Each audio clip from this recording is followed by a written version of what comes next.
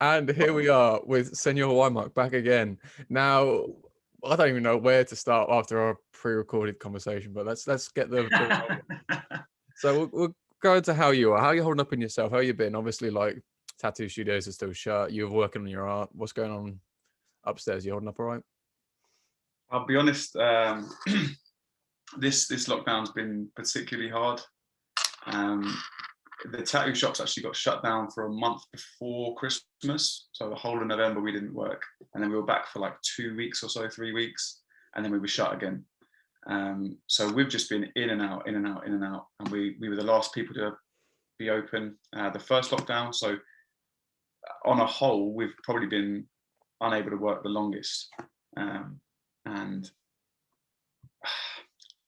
I'm just fed up with it, man. Like it's very hard getting up every day, staying motivated, staying creative, and finding a way to make money and pay my bills and pay my rent and keep food on the table. Literally keep food on the table without risking going to jail. Do you know what I mean? So I'm having to do it in legitimate ways, obviously. So painting and drawing and all those other creative outlets that I've got have been the go-to thing. So, but it's just been hard, man. Like my son's found it particularly hard every time we've gone into lockdown because he doesn't get to see his cousins and his nan and stuff. And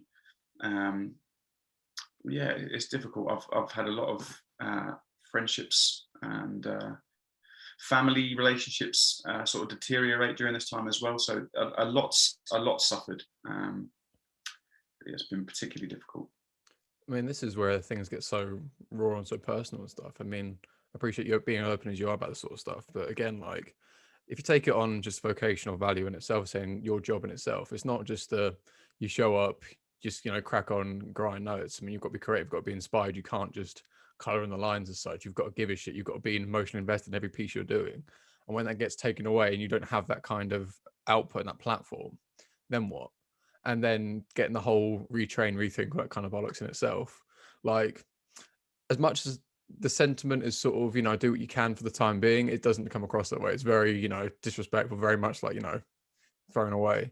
Now, Mate, go on. I saw a poll posted the other day, and it was like top 5 like most useless jobs or something like that. Or it was like it had like the top these transferable 5, sort of skills sort of thing.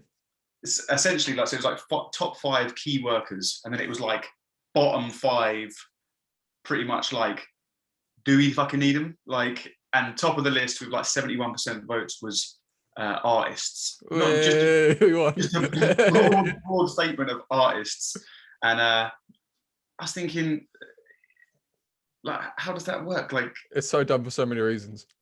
imagine having no music, no art itself, no like the graphics that were used to compile that shitty little report would have been done by a graphic designer. Do you know what I mean? Like, it was such a ridiculous statement. Yeah, it kind of got me a bit riled up. But it's I said before, like, we've all been trapped in our houses. Do you know how much nicer it's been creating art and having it around and having it on the walls and stuff and new bits of art all the time? Like, it's been nice for me as well as, my clients and people that have been buying the art. So yeah, big shout out to everyone who's bought a bit of art, because that's not only kept my family afloat, but it kept me ticking over mentally as well. And it feels good to know that my art's in people's houses. I flipping love that. So, I mean, in itself, then it's such a, I wouldn't say next best thing, because again, it's a different thing in itself, but more so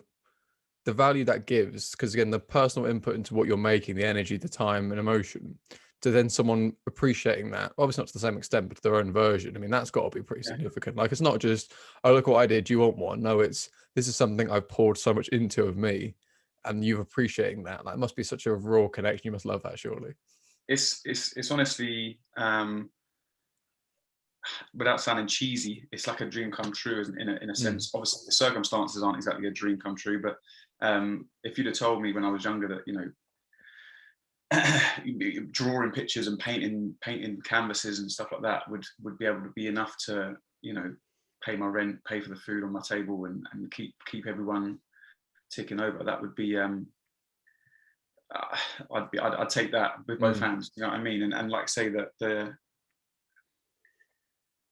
the gratitude and the sort of fulfillment it gives me knowing that people are liking what I'm producing enough to have that in their house and see that every day. Man, that's awesome. Do you know what I mean? Like it's touching. With the whole spectrum of what art, what art is and how it's perceived and how you see it and stuff, what to you would you class as art? What does art something need to do for you to class it as art? Because obviously you've got a variety of styles, a variety of different themes and everything else. What to you is a sort of collective theme that makes it art to you, do you feel? I suppose it's like anything that sort of triggers emotion, anything that's like an expression of yourself or your feeling. That's why I call myself the artist in every facet, because it's like my fighting style, my tattooing, my painting, drawing, music as well. Like I just shout Kamen Bone Dry. Are an expression. All of them are an expression. You know what was that? Shout out Bone Dry. That's it. Well, yeah. Once upon a time, shout out Bone Dry. Yeah. So it's anything that sort of allows you to express yourself and conveys emotion or conveys a feeling or something like that. That's what I would say. And I only really appreciated a lot of more of the questionable art, as it might be, towards like my mid-20s and stuff. Like when I was studying art in college, I thought a lot of people like Tracy Emin and Mark Rothko and stuff, they were just like taking the piss a little bit. You know what I mean? Like, you'd have like 3 meter square canvases that were like 3/4 blue and yellow at the bottom, and they'd be selling for like millions and millions of dollars. And you're like, what? But it's like everyone has that sort of thought of like, oh well, I could do that, but you didn't. Do you know what I mean? That's the argument. You didn't produce that and give meaning to it and give life to it. So it's obviously all very subjective, but when someone finds value in it, it can, you know, make something really take off. So I mean, it definitely goes both ways with that. Sort of, you can't put a value on it, but you also give it all the value you give it in the same sort of sense. So that's a very personal connection, the sort of sense of it. Now, with the tattoos themselves, the ones you've got, do they follow the same kind of theme in that? Is it something that's given that kind of provocative kind of feeling? Is it just a bit of a, you want to create a collective piece? What does your tattoos mean to you in that same kind of art sense, that same sort of conversation? In terms of the ones I'm creating? The ones you have, the ones you want to sort of build as well. So in terms of ones I'm creating, sorry, or ones I'm putting on myself? Putting on yourself. Oh, on myself. Okay, so yeah. For me, like it almost started as like a scrapbook on my own body. So it was just like patches. Like I got little bits here and there, and I always knew that eventually it would fill up. But the same way that I would sort of draw one piece on the page and then draw another piece on the page, and eventually it would connect, and then eventually it would turn into this full thing. For me, it was like small pieces in certain areas, and a lot of the time the placement was very important. Like the planchette on my throat, that was very important because obviously it's from like a Ouija board, and it's about talking to the dead, and having it on my throat like was more symbolizing me literally talking to the dead. And obviously my family members who have passed, like it was something that I know it's not a literal thing that's going to be able to make me talk to them, but it was like that symbolism of trying to talk to them. And you know, when I have a moment and try and speak with you know, maybe my sister or someone, that's helping me. Do you know what I mean? It's the artistic representation of that. So yeah, a lot of my tattoos are sort of placed particularly or specifically, and yeah, that, and then the whole the body as a whole is just, it's like a piece of paper. You want to fill it up, or canvas, you want to fill it up, you want to make the whole thing complete. I wouldn't want to just have like sporadic pieces dotted about. I want it to be a whole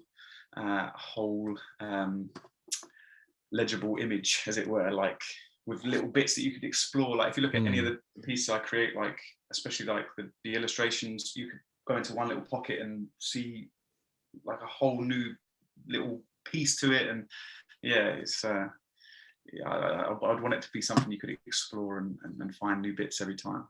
Well, this is where it gets really interesting, because again, I've seen some of the pieces you've done, like the bigger sort of sleeves you've done on some people, where you have different panels or different sections, different, like, I don't know, it asks a lot of questions. That's what I like about it a lot. It's got a lot of layers to it, a lot of depth, because again, I sort of, each their own with people, but I see the sort of generic ones, sort of sticker book tattoos a little bit, but like, yeah, what after you, the novelty of getting a tattoo, does that give to you? What value? I mean, that's a very personal thing. You could call it everything and nothing in the same conversation, but again, it's a very, what connection do you have to that piece? And again, I like the way you're illustrating how the neck piece is more the sort of, obviously the larynx, the throat, this conversation speaking, again, the layers of everything behind it. Now, the connecting pieces around everywhere else, then, do they have similar kind of reference points? Is it not literal in the sense of trying to connect with individual people? Is it purposeful location for such? Do you see what I mean? A lot of them are, yeah. Some of them just fit the body particularly well, that space. Do you know what I mean? And like that, I've got like the hands on my chest, like reaching up for my neck as if to be like being attacked by terrible, like bad forces. Do you know what I mean? So a lot of them are sort of significant in their placement, and others it's more about the fit of the body and the look on the body. The point is with tattooing, you don't have to go into a shop and be like, right, here's the list of reasons as to why I'm getting this rose tattoo. Like, it doesn't have to be like that. Like, and for a lot of people, it's not that. It could literally be, and for most cases, I think it should be, it looks cool. Like, it looks good. It's like, I want to adorn my body with this piece. So I'm going to look cool with it. Do you know what I mean? So that's what it is for some people. Some people, it is that big, meaningful piece that they're expressing themselves, and they put a lot of time and thought into it. And that is also absolutely fine. Do you know what I mean? So I wouldn't condemn anyone for getting either piece. However, it has sort of digressed into people getting tattoos because they think that it will, I don't know, be good for Instagram, or do you know? Genuinely, it happens. It's fashion. It's not. It's gone almost not full circle in the sense of it went from an expression of who I am, which then became fashionable, to then the borrowed wisdom as such of, okay, this ergo, by getting what they've got, I am now Che Guevara. I have now got all this emotion. But this is sort of, I want to make this quite clear. It's more, neither is wrong. If you want to get something for the novelty of getting it, if you want something because it's got this list of all your sign off, tick off things, both of them are perfectly fine for the same reasons, that, you know, your body, your rules. Full stop. Yeah. And again, I don't want to sound too snobby with that sort of sense, but again, you see a lot of you know, fallouts in jeans with like the lions and the angels and all this sort of set and the other. It's sort of, you know, it's you get a flavour for getting it. These are the people that are going to regret them. You know, when you say to someone like, you're going to regret these tattoos, I promise you now, none of this is going to be regretted. I will not regret it. I promise you that. I've been getting tattooed for 14 years nearly. Ow. I will not regret That's really fucking hurt. Yeah. Idiot. Yeah. Yep. I don't regret them now. I won't regret them ever. I don't believe that. However, if you went and got a tattoo because at the time it was seen as fashionable, it would be like wearing Alexander McQueen's for the rest of your life. The boot cuts out. Do you know what I mean? Or them dusty Balenciagas that people are paying £700 for. Do you know what I mean? It's like that's not going to be you in 5-10 years, because you didn't really believe in it then. You didn't really think it looked cool. You didn't really have a meaning for it. It's just nothing to you. You just did it because it was seen as the right thing to do and seen as the cool thing to do. So them people are they'll regret it. That's my opinion. And still, at the end of the day, that's fine. Do what you want to do. But yeah, it's a funny thing. We have to talk a lot of people out of certain tattoos, and you know, any responsible tattoo artist should be doing that. Like, you know, lads coming in on their 18th birthday and being like, I want 2 hand tattoos. I want both my hands tattooed. And it's like, no. Left and right, because they forget. Yeah, that is for the gram, essentially, because you want to be wearing a shirt and just have your hands on show and looking like you're mad tatted up. Wherever you are. Do you know what I mean? Yeah, exactly. For everyone listening, we're doing hand gestures so you can see the hand tattoos. Just try and get them in every shot. Exactly. It's a bit of a flipping slap in the face, because, you know, a lot of people that are committed to getting heavily tattooed, they work on their arms, their chest, their body, their legs, and then they get their hands. And I think we touched on it before, like, you don't realize the stigma that comes with it. Like, you will get looked at differently. I promise you that. And it's not always going to be good. It's not going to be your friends going, oh my goodness, you're so sick. Like, you've got your hands tattooed, your throat tattooed. You're going to get people literally looking at you. Do you know how many times I walk down the road or walk into town and smile at people and they literally look at me like they're terrified? Or, you know, I'll be in a car showroom and I got my car last time. Nobody approached me for about 25 minutes, and then they sent the new guy over. You know, I was there to buy a car. Yeah, what else are you going to do? Doesn't matter if I'm tatted up and in a tracksuit, and it also doesn't make me a drug dealer. Do you know what I mean? So that's that was a coincidence. I would not be judged. Thank you very much. You'll be getting your bag. Thank you very much. But this is it. There's just a lot of stigma that you're not ready for, being that heavily tattooed up, and people don't realize it. You know, there's something you got to get used to. I mean, comes back to, I think this is the modern day view of the tattoo artist industry in itself. How do I explain it? The representation goes from the whole dodgy back alley. This is, you know, the seedy area where people who are a bit dodgy get tattoos done. They're all a bit rough and ready, this, that, and the other. Whereas now it's the modern era of an established business. It's an artist's work, also with the individual's well-being taken into consideration. Like, because not being funny, it's not just like, oh, we're a bit rough, we have motorbikes and now we also have tattoos. It's not like the old school. This is, okay, you want to get some art done, okay, cool. Bear in mind, if you get it anywhere you can't cover up, people are going to look at you weird. Like, my mum is still mortified with my tattoos. Mine on my leg, mine are covered up. Whenever I go home, my nan's there, I've got to have, like, you know, socks on, trousers on, that. I'm like, okay, I don't want that conversation. My nan thinks, oh, you know, what did my nan say the other day? It was, oh, I don't want to get them. They look rough, they look scruffy. Thinking, yeah, they're just awful, aren't they, nan? They look awful. You don't even know, nan. That's it.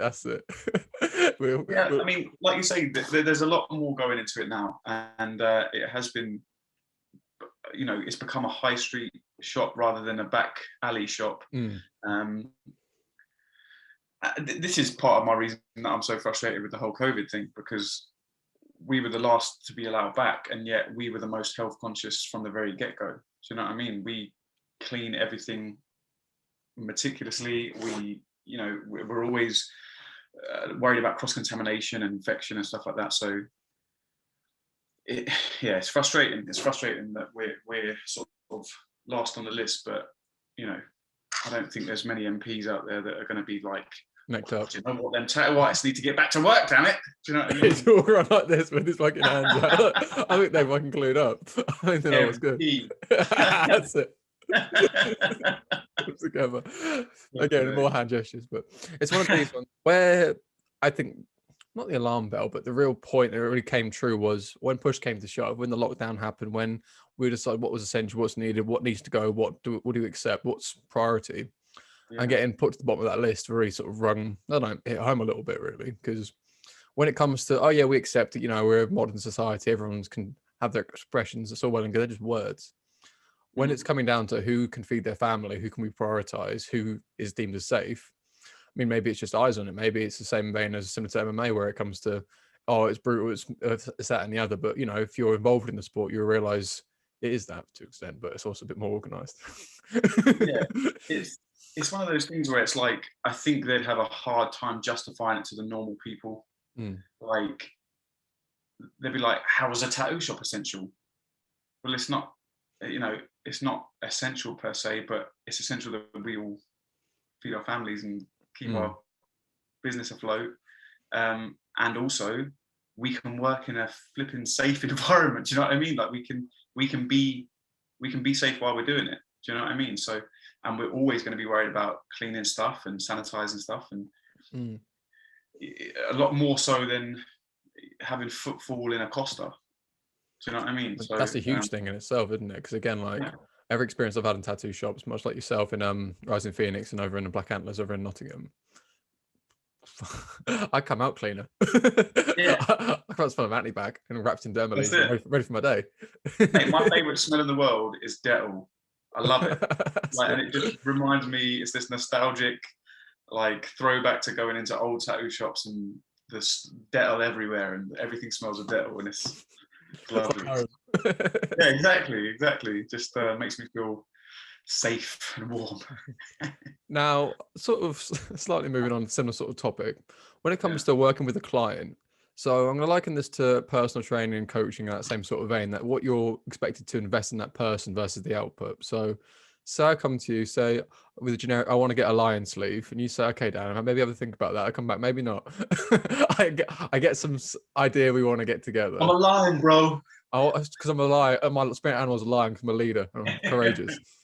I like Aslan, whatever it is. I want to get a sleeve done. You say, Dan, think about it. I'm like, okay, I come back. Maybe not a lion. But we come together, we get this design for a sleeve. Regards of your commitment to me to try and, I don't know, represent it to the way I want to explain it, the way I want to do certain things, where else I could go with it, certain things. How far do you push? Do you want to sort of less is more and see what I come out with and see what you can do? Or is it your own input to see where else you think it could be better? So for the most part, I just want a clear idea of what you want. I'm not really going to question you too much. If you say you want a lion, more often than not, I'll say that's fine, that's okay. It's not a ridiculous image. I might have seen it a million times, but it's not going to be a problem. You know, if you said, oh, I want a lion, and then I want like a truck, and then I want like just this Joker. mash. You know, I mean, yeah, this like crazy crash of ideas. I would say that's probably not the best way to go. I'd say get a theme, you know, and I'd try to walk you down that sort of road.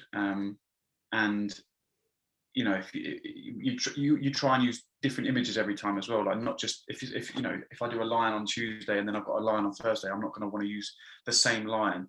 Do you know what I mean? Or, you know, the amount of roses you do as well, like, because that's obviously a classic image. You don't want to be doing the same rose every time, because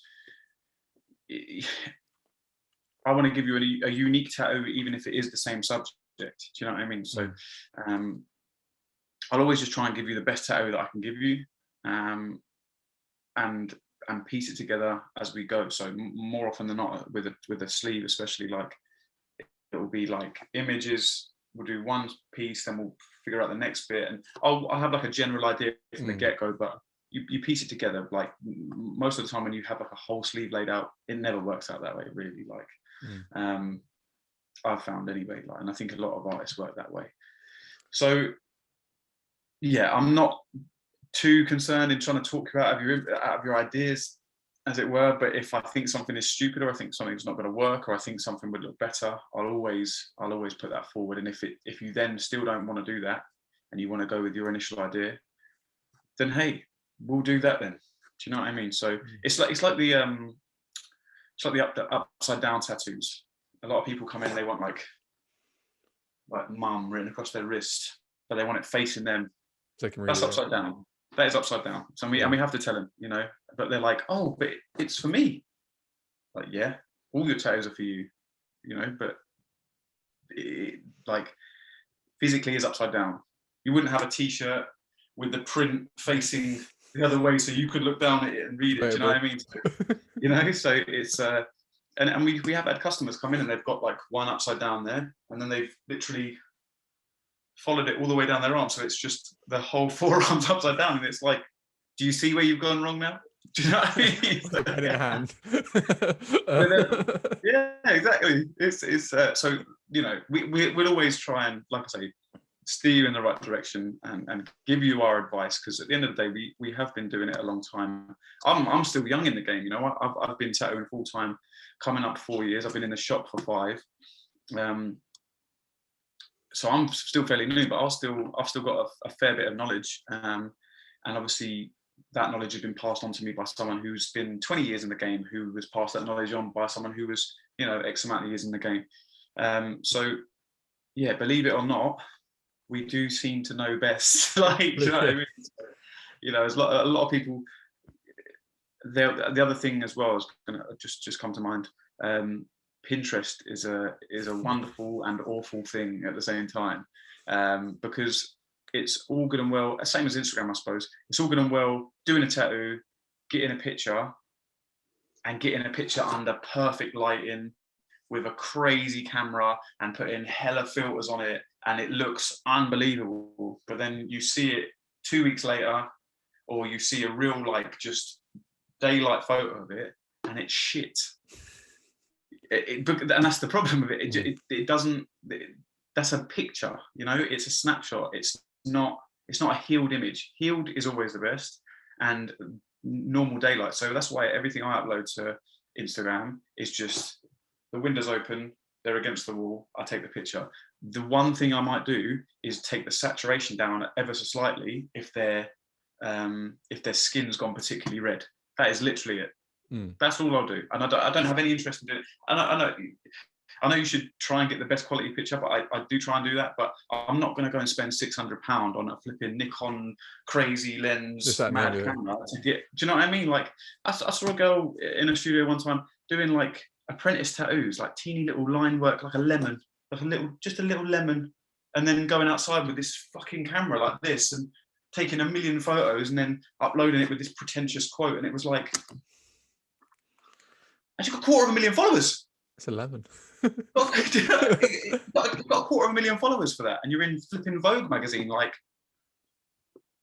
you see, this is where we go back to that sort of art being subjective, I suppose. But them sort of tattoos are what apprentices up and down the country are being told to do for flipping £30 a pop.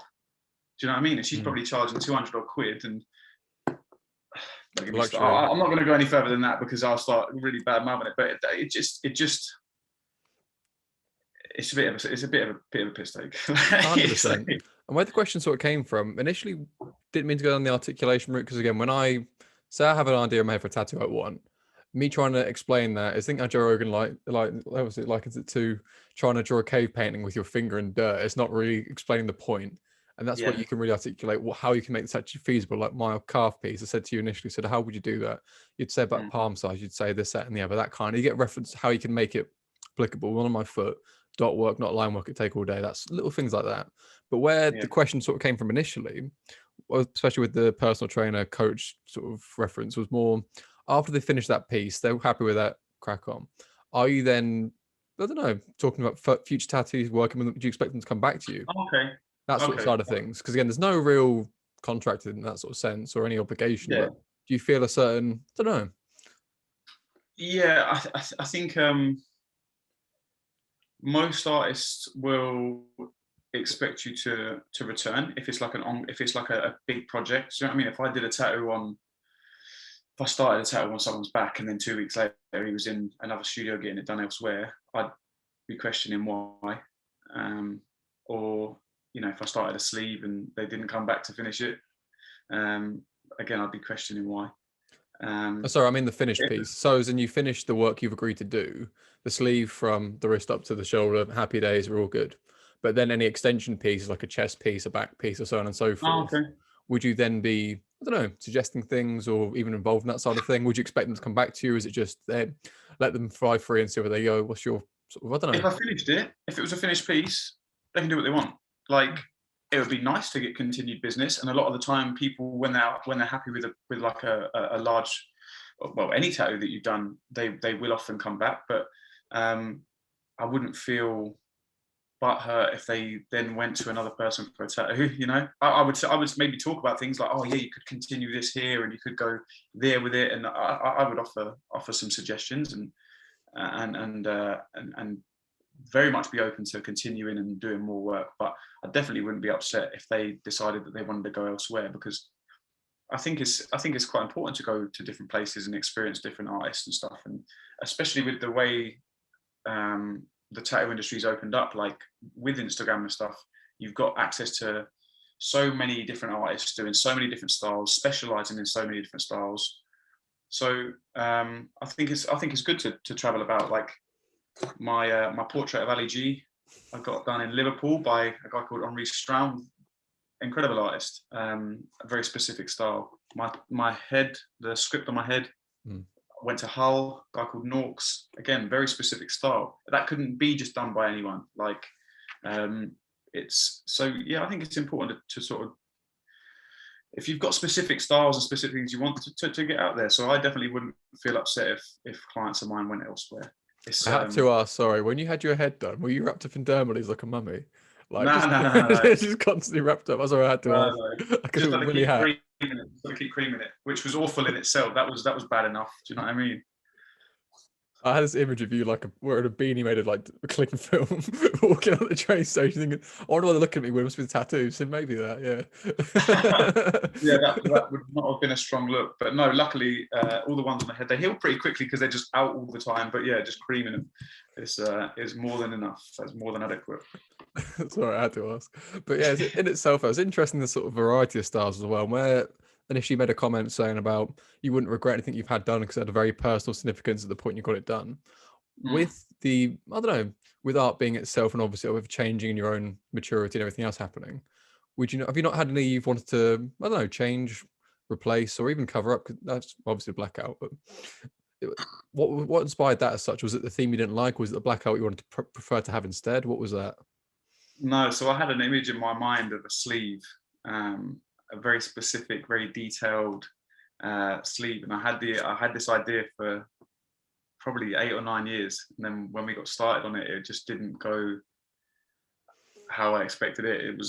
It wasn't what I wanted, and we'd got too far into it to laser off or cover up. So it was like black it out. Like I don't want to just have it there, and I quite like the look of the blackouts. So, but again, that wasn't as like a regret thing, because it was like there's always something you can always do something with it, even if it is blacking it out. And if that's the way it has to be, then so be it. Do you know what I mean? It's just a constant evolution. Like I'm in the process of blacking out a portion of my leg. Oh, that'd be nice. Just from when I was doing like little bits when I was apprenticing, just little bits and bobs, little scrappy pads. Yeah, so it's like it's like I say, it just evolves. I think I would change placements of certain pieces and maybe have different artists do certain pieces.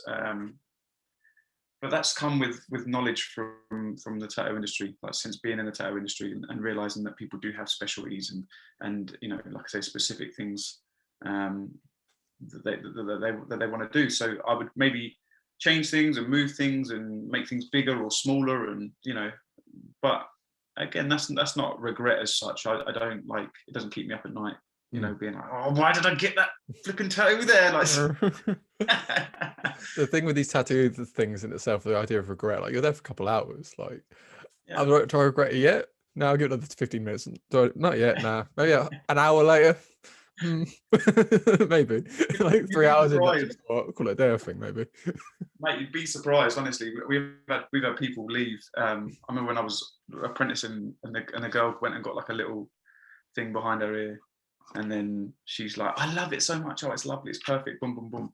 A week later, she's like, oh, it doesn't actually look right. This is like, I've been looking at it and it needs to be more like this. And so then we changed, someone, whoever tattooed it, changed it.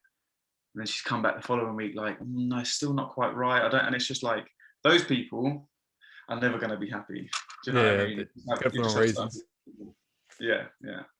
So this becomes a bit of an interesting question in the sense of, I don't know, this is people who are involved in it will appreciate this question. How does the businessman and the artist sort of deal with customers? So in the sense of, I come to you, I've seen you do there's a meme on this that made me laugh a lot. I think you'd appreciate this. It says there's a little like mountain or something, a very small little like knock. It says, go be wild with it, be free, show me what you can do with this. And you draw literally as it's like people taking the piss and like trying to be, I don't know, get the most out of your time versus you, I don't know, being mindful of how much hours you're putting in. How do you find that balance of being I don't know, efficient with your time, and not getting the piss taken out of you, but also being creative and also expressing yourself, like that happy medium. Yeah, I've okay. So Very careful. I'm gonna answer carefully. In case anyone's listening.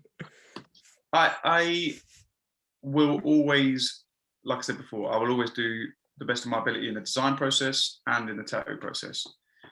You will always get clients that want a little bit more. You'll be in the middle of the tattoo and they're like, we finished up 15 minutes early. Do you want to just slap a little thing on my hand there? And you're like, no, like it doesn't work like that. Do you know what I mean?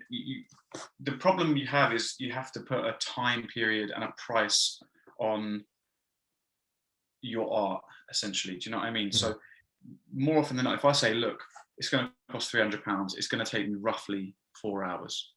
That does not mean I'm going to start the tattoo at 9 o'clock and be finished 1 o'clock on the dot. Do you know what I mean? Like that encompasses the design process, the setup period, overhead, me discussing aftercare, everything. Do you know what I mean? So I get it, like, you want to get your money's worth, etc. But if you don't think that the tattoo that you're getting is worth that money, then you shouldn't have booked it in the first place. Do you know what I mean? Like if someone's told you, like, this is what you're getting, this is going to be this much, and then they happen to finish, like I say, like 20 minutes, 30 minutes early, brilliant. You've got 20 minutes, 30 minutes to spare, and you've got the tattoo you wanted. That's great. I've honestly had people, I've finished up 15, 20 minutes early, and they're like, oh, should I get some money from the desk then? Should I get some money back, or should we add that 20 minutes onto next session? And you're like, what's, like, sometimes it just sort of shocks you, and you're just like, what's wrong with you, man? Like, do you know what I mean? Like, what are you talking about? So yeah, I've had other guys as well, like, where, they want to design, you're like, yeah, that's fine. But you've got to remember, I've also got 5 other people this week, and they want designs, and I can't just get myself in the mood. I have to be in the zone. I have to be thinking about your piece, and I have to be there ready and willing to do the piece, the design, the drawing. So it takes time, and it takes the right time. So I've had people that are like, oh, how about we go down the pub, we have a few beers, and we just draw it up there, and then you sit there. And I'm like, no. Like, no, it doesn't.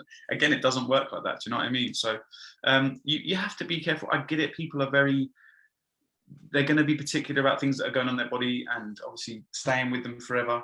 But you should be putting faith in your artist, and that's why you should be researching and looking at their work, and going in for a consultation if you feel you need to do that, and talking with the guy, and maybe getting to know them a little bit, as a person. Like, some people are happy to just go in, get the tattoo, go. Other people want to sit there and tell you, like, this is the reason I'm getting it, and I need you to understand why I'm getting it. And that's fine. I can do both of those things.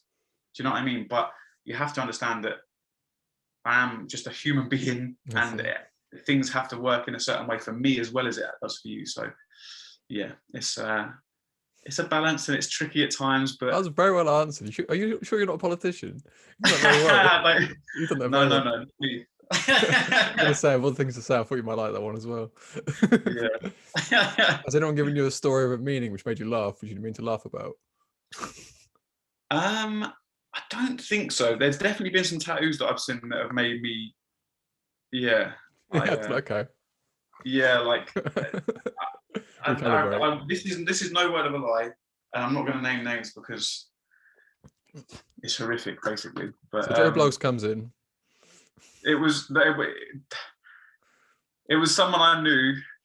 It's someone I know, rather, and they have a tattoo of a penis chasing a vagina, and the penis is saying, "Come here, I'm going to get you," and the vagina is saying, "Someone please help."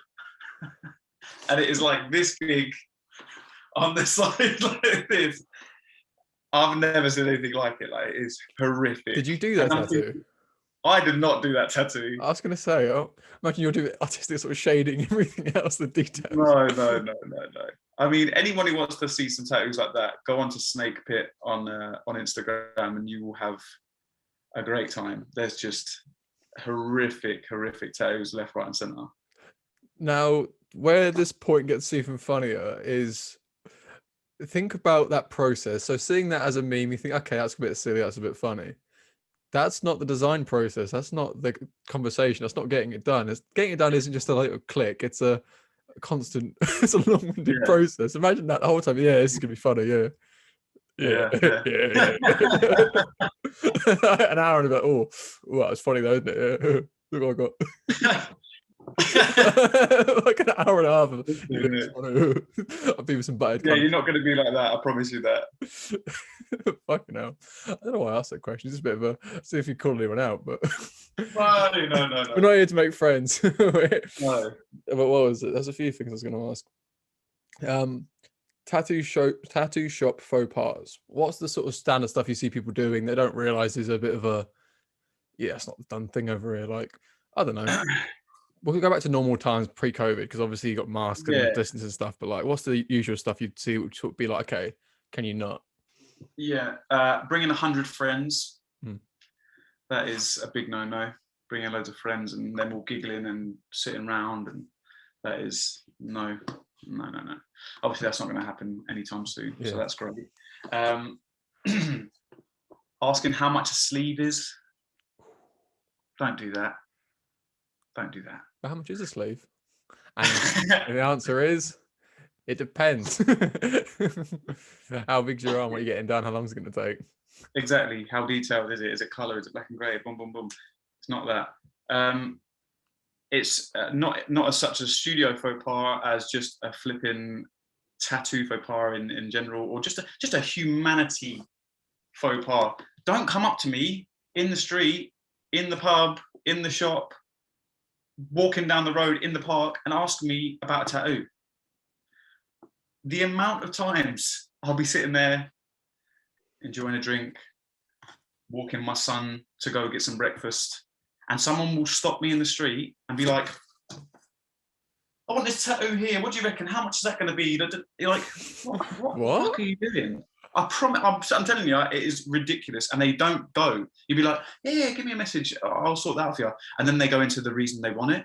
And then they go into where they went before and how much they were telling them it was going to be. And they don't want to pay that much.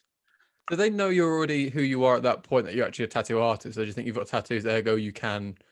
No, they know me. Yeah, I was going to say, because if it's just, he's got one. Ask him. Yeah, that's what he thinks, yeah.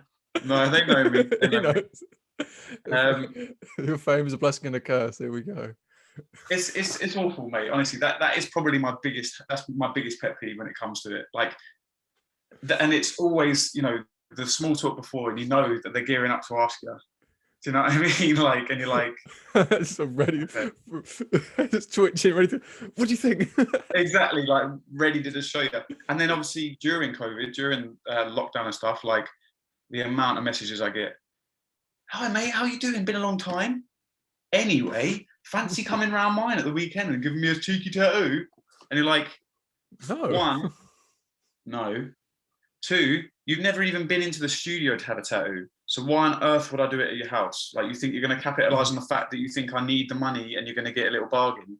Like, jog on. That is the same energy of people saying, oh my God, the gym's closed. They didn't go when it was open. Sorry, I had to just, There you go. Little side chat for anyone. Go down that road. I'm going to be calling out hella names, and we probably shouldn't go there. Absolutely not. Not here to make friends.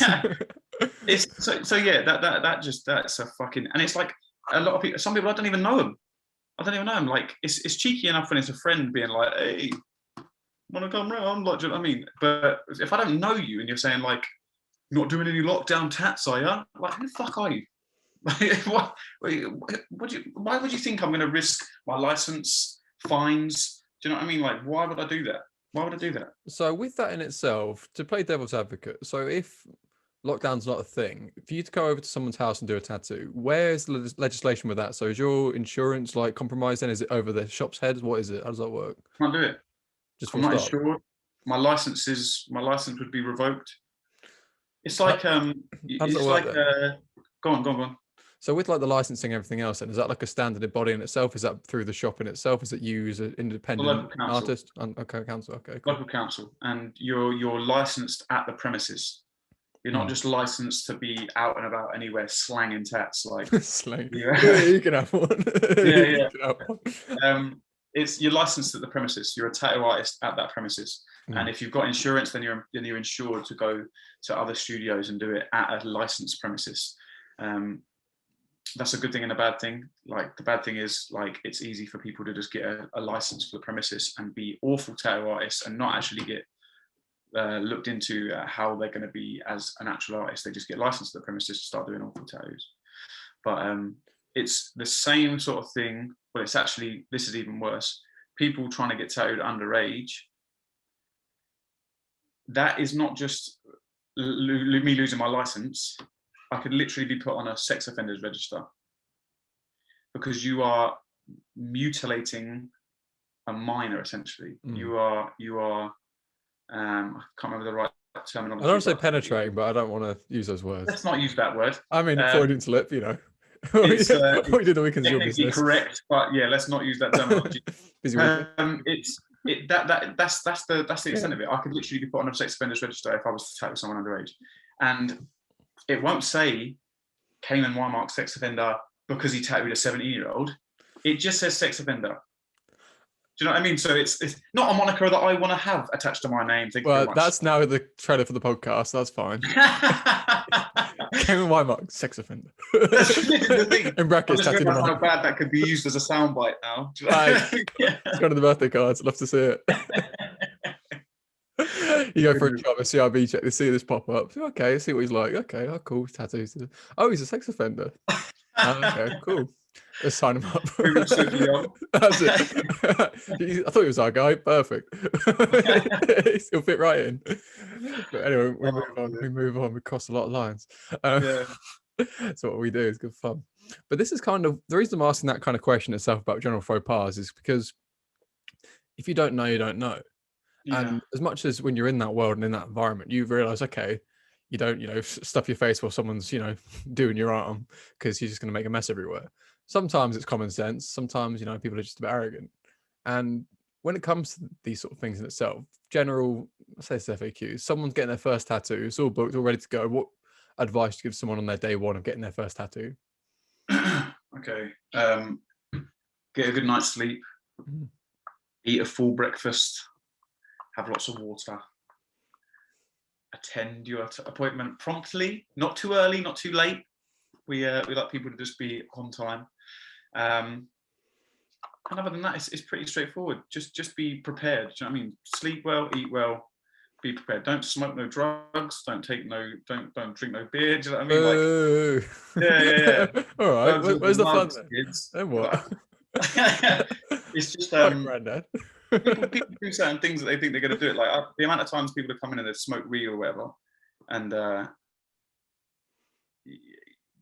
they think they're going to help, but it's something longer. Sure, make it worse. I'd hate that. Honestly, I don't know. A lot of the time, it makes you more sensitive. So you're sitting there thinking like you're going to be a bit more chilled out, and you're actually just hypersensitive and hyper tuned into the fact that you're getting fucking nailed.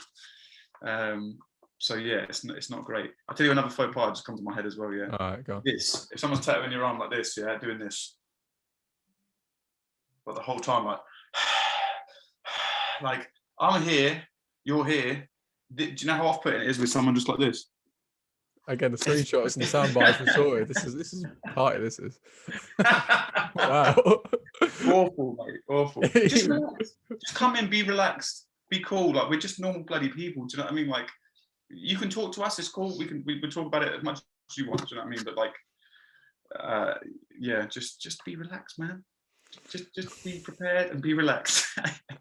I mean, Kamen sex offender Whymark penetrating your arm. Don't breathe on him too much. Doesn't like it too much. I do the heavy breathing. Okay. Thank you very much. We know the rules here. do you want the tattoo or not? If you get your hands down, you need to represent. On that note, my friend, regards of people buying your work, getting commissions done, how can they go about getting that done? Yeah. So at the moment, it's literally just through Facebook, Instagram. Facebook Kamen Whymark, Instagram Kamen_the artist. And that's my main two selling platforms. I am going to be setting up like an Etsy and stuff and some other bits and bobs with the help of some more tech savvy friends of mine because I am literally useless. But for the most part, it's been fairly successful just through my own personal platforms. So I haven't really needed to branch out, but I think it's about time that I did.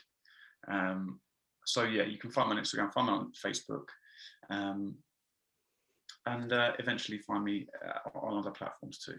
So from a layman point of view, I message you, Kamen_the artist on Instagram. I say, hey buddy, how's it going? So no to the lockdown tattoo, but whilst we're here, I want to get some art. Yeah. Then what? How does the conversation tend to go? Because obviously it's very bespoke, how you're going to price it, how you're going to do things. What's your general rule of thumb for these kind of conversations? How you expect people to, I don't know, go about getting your artwork? Yeah, I usually say the same thing that I would start with a tattoo. I'd say, how big do you want the canvas roughly?